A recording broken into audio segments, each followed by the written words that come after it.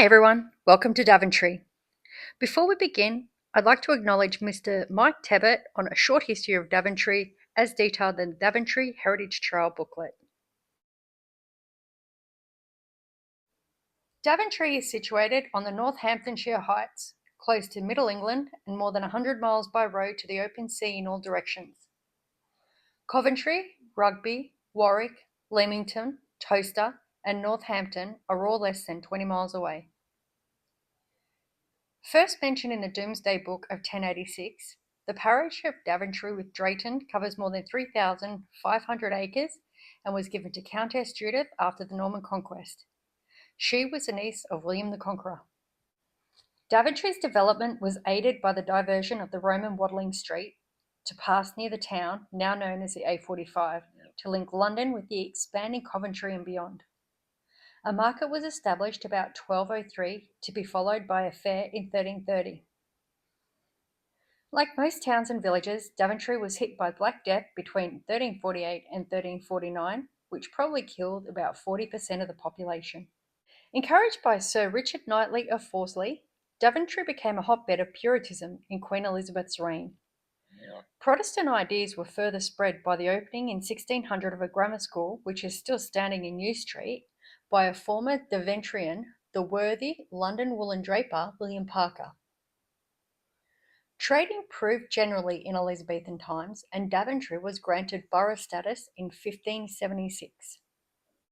Two acting companies, the King's Players and the Prince's Players, came to Daventry. It is possible that Shakespeare's players, the King's Men, performed here when London theatres were shut down due to the plague. In Henry IV, Part 1, Shakespeare refers to the red-nosed innkeeper of Daintry. In the 17th century, shoemaking in the town, and more particularly whip-making, were becoming more prevalent, although the industry never matched the heights of Northampton and smaller towns further east in the Nene Valley. Historically, though, Daventry was never more important than in 1645 when the English Civil War neared its dramatic conclusion. On the eve of the decisive Battle of Naseby, King Charles I was said to have stayed in the Wheatsheaf Hotel on Sheath Street, whilst his army camped on Burrow Hill. The decision to then set out for the royalist stronghold of Leicester probably denied Daventry of the chance to give its name to arguably the second most important battle to have taken place on English soil. The origins of the name Daventry are disputed, although the ending "try" is thought to appear only in three towns: Coventry, Elstree, and Daventry itself. The authenticity of a Daintry on Burrow Hill is open to question, and the ending "try" is not obviously Roman, Saxon, Danish, or Norman in origin.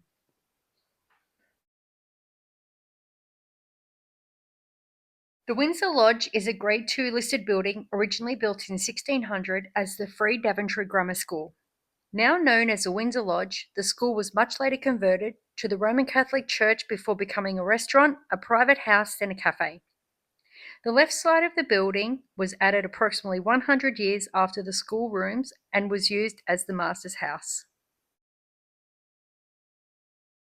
Number 3, New Street, is a Grade II listed building constructed around an 18th century oblong-shaped house.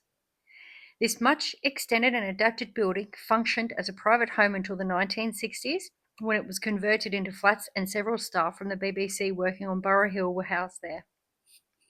In the 1970s, it housed the Daventry and District Ex-Servicemen's Club and Institute and was later extended and used as offices for Lowfield distribution. In 2010, it became the home of Daventry Town Council and Daventry Museum, housing many local treasures relating to the town. The Peacock Inn originally stretched around the corner into New Street as the Peacock Coaching Inn, which served as the main hotel for Daventry Railway Station.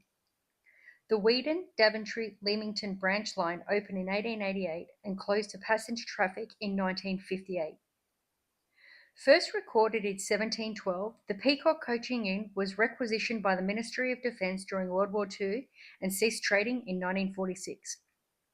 Subsequently, the building housed a hotel, the Registrar's Office, the Northampton Town and Country Building Society, and the Halifax Building Society.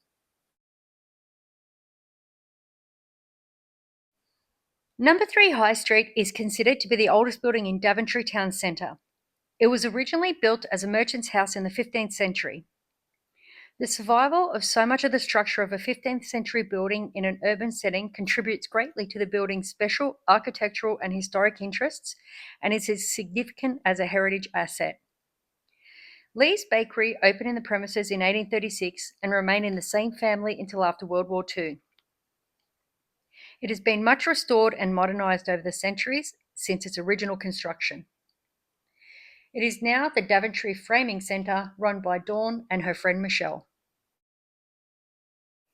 46 High Street is a Grade 2 listed building formerly occupied by Northamptonshire Union Bank from 1880, which was established in Northampton in 1836. In 1920, Northamptonshire Union Bank was acquired by National Provincial and Union Bank of England, which was subsequently merged with the Westminster Bank, forming National Westminster Bank in 1970 and finally closing the Daventry branch in 2017. Saracens Head was first recorded as a quay in 1622 as a coaching inn and post office. The current building dates from the mid-18th century. At the rear, the Grade 2 listed stables housed up to 50 horses, where you can see an ornate window and statues on the first floor level. The Georgian Assembly Rooms hosted dances, auctions, plays, and cockfighting. The Duncow Inn is a Grade 2 listed former coaching inn and has a late 18th century frontage and is noted for its little altered public bar and fine galleried dining room. The entrance to the public bar is beneath the coaching arch. On the left of the large Inglehook fireplace, a sloping narrow passage leads to the lounge. The dining room has a galleried seating area and a fine Tudor-style fireplace reputed to have been removed from nearby Norton Hall. The lounge bar was converted from 2 rooms in the 1980s. Number 2 Sheath Street is a Grade 2 listed 17th century private house, although the castellated decoration is much later. It became the BBC Club and is a reminder of the corporation's activities in Daventry between 1925 and 1992. On the 27th of July, 1925, the BBC opened its transmitting station on Burra Hill. It was the world's first long-wave transmission station and enabled the broadcaster of a national program, which most of the nation were able to hear on the radio. At the opening ceremony, a poem written especially for the occasion by Alfred Noyes was recited and coined the phrase Daventry Calling as each broadcast began. Recorded in 1838 as the Bell Inn Public House, number 4 Sheath Street changed use to a tobacconist in 1894 and remained a tobacconist and newsagents for more than a century. Numbers 6 to 8 Sheath Street were first recorded in 1772 as a Black Boy Inn public house. Subsequently home to a tailoring business, a post office, briefly by a false teeth maker, a printer's, and from 1948 to 1953 as the office of the Daventry and District Weekly Express newspaper. 12 and 14 Sheath Street were a watchmaker's premises from 1824 to 1885. These Grade 2 listed premises have been home to a variety of hairdressing businesses for more than a century. Harding John Clement, popularly known as Jack, died while at work in his shop on the 18th of January 1960.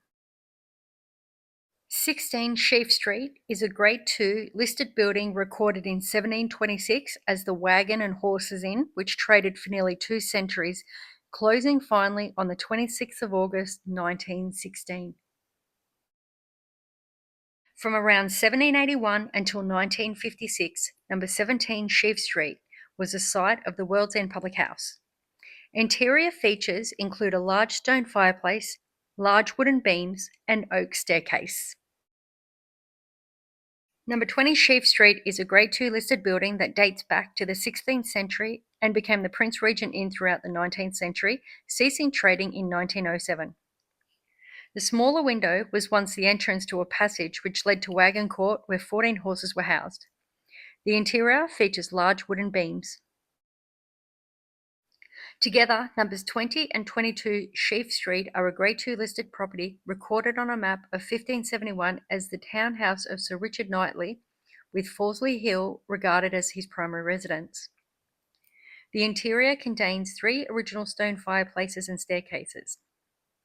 Circa 1859, this was the site of the first cooperative society store in Daventry, later relocated to the High Street.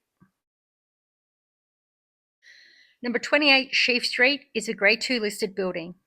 It was a butcher's shop from 1854 into the 1970s, then traded as a public house, wine bar, or cafe until a bakery was installed in 2019. Interior features include original flagstone and a large cellar. Numbers 32 and 32A Sheaf Street are 2 premises that have housed clothiers, drapers, hatters, outfitters, and boot and shoe dealers as far back as 1883.